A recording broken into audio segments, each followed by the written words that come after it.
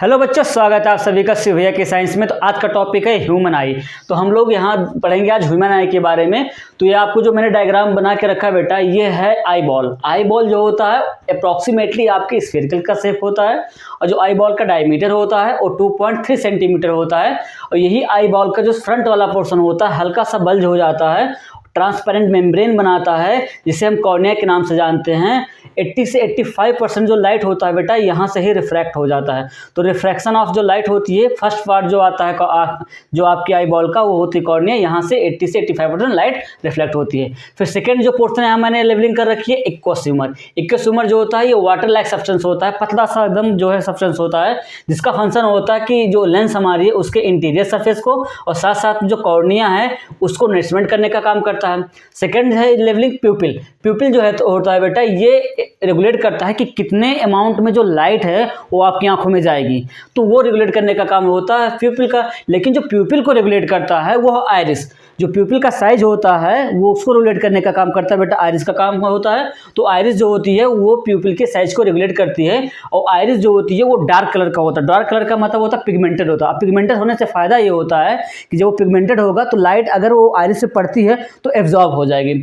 Third मैंने जो levelling बच्चा यहाँ कर रखी है, ये आपकी लेंस है। जो लेंस होता है वो क्रिस्टलाइन लेंस होती है, क्रिस्टलिन प्रोटीन की बनी होती है। और ये जो आप में आंखों में जो लेंस पाई जाती है ये होती है by convex lens. By convex lens होती है, फ्लेक्सिबल होती है, और जो इमेज बनाती है आपकी आंखों में ये बनाती है इन्वर्टेड और रियल इमेज बनाती है। तो ये जो बेटा आप मैंने यहाँ आगे वाला पोर्शन दिखाया है, ये पूरा का पूरा जो होता है आपकी आंख जो आई बॉल है उसका फ्रंट वाला पोर्शन हो गया।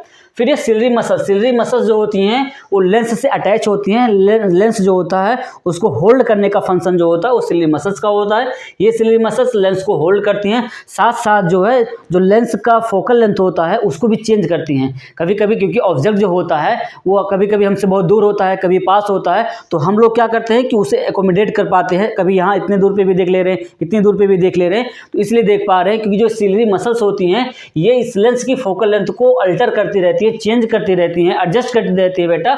इसी वजह से हमें पॉसिबल होता है कि हम ऑब्जेक्ट को अच्छे से देख पाए। इसके बाद आपका ये लास्ट जो पोर्शन यहाँ मैंने दिखाया है रेटिना। रेटिना जो होती है ये बहुत ही डेलिकेट होती है। डेलिकेट मतलब सेंसिटिव मेम्ब्रेन है, झिल्ली जैसे स्ट्रक्चर होती है, सेंसिटिव होती है, लाइट के प्रति सेंसिटिव होती है। और जब इस पर लाइट गिरती है तो यहाँ से एक इलेक्ट्रिकल सिग्नल जनरेट होता है। वो सिग्नल फिर आपके ऑप्टिक नर्व के थ्रू आपके ब्रेन में जाता है। तो ये जो होती है इनके पास दो प्रकार की सेल्स होती है बेटा। एक रॉड सेल। रॉड्स जो सेल होती हैं उनका फंक्शन होता है जब आप डिम लाइट में होते हैं या जब हल्की सी लाइट होती है तो भी आपको चीज़ें दिखती है, पर आप उसके कलर को अच्छे से नहीं देख पाते। तो ये जो रॉड सेल होती हैं ये डिम लाइट के लिए रिस्पॉन्सिबल होती हैं, और जो कोन सेल होती हैं वो ब्राइट लाइट, जब बहुत ज़्यादा चमकीली लाइट होती है तो आप उसमें जो है ऑब्जेक्ट को भी देख पाते हैं और साथ साथ में आप उसके कलर को भी अच्छे से डिफ्रेंशिएट कर पाते हैं। तो जो कोन सेल होती है वो आपकी ब्राइट लाइट और साथ साथ कलर विजन के लिए रिस्पॉन्सिबल होती है। फिर मैंने वही सारी चीज़ें यहाँ पर आपको लिख रखी हैं, एक बार मैं आपको बताता जाऊँ, आप देखते जाइए। जैसे मैंने यहाँ कहा आई बॉल जो अप्रॉक्सीमेटली स्फेरिकल शेप का है, डायमीटर 2.3 सेंटीमीटर। फिर प्यूपिल के बारे में मैंने कहा regulate and control what amount of light entering the eye. तो आंखों में कितनी लाइट जानी है वो प्यूपिल रेगुलेट करता है, और प्यूपिल को रेगुलेट करता है बेटा कौन, उसकी साइज को आइरिस।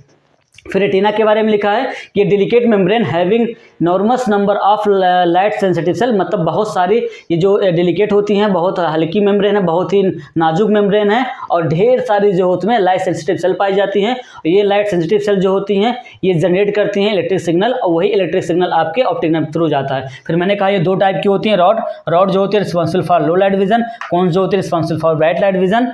फिर ये आपकी ऑप्टिक नर्व, ये ऑप्टिक नर्व जो होती है आपकी आंख से निकलती हैं, आई बॉल से निकलती हैं, और आई बॉल से निकल के आपके ब्रेन में जाती हैं, और ब्रेन में जाके आपको फिर परसीव होता है कि किस कलर या किस ऑब्जेक्ट को आप देख रहे हो, वो आपके जो है प्रीवियस एक्सपीरियंसेस के द्वारा निर्धारित हो जाता है। फिर आपके यहाँ एक मैंने सिलरी मसल्स के बारे में बता रखी है। सिलरी मसल्स क्या करती हैं, control the focal length of the eye. तो ये क्या कर रही है, मैंने वही बताया कि जो आई होती है उसके फोकल लेंथ को कंट्रोल करती हैं, क्योंकि आई कैसी होती है, फ्लेक्सिबल होती है। मैंने यहाँ लिख रखा है जो आई लेंस होती हैं और कॉन्वेक्स होती हैं, बाई कन्वेक्स लेंस होती हैं, फ्लेक्सिबल इन नेचर होती है। मतलब हम इनके साइज को क्या करते हैं बेटा, कॉन्ट्रैक्ट और रिलैक्स कर सकते हैं, छोटा बड़ा कर सकते हैं इनके जो डायमीटर को।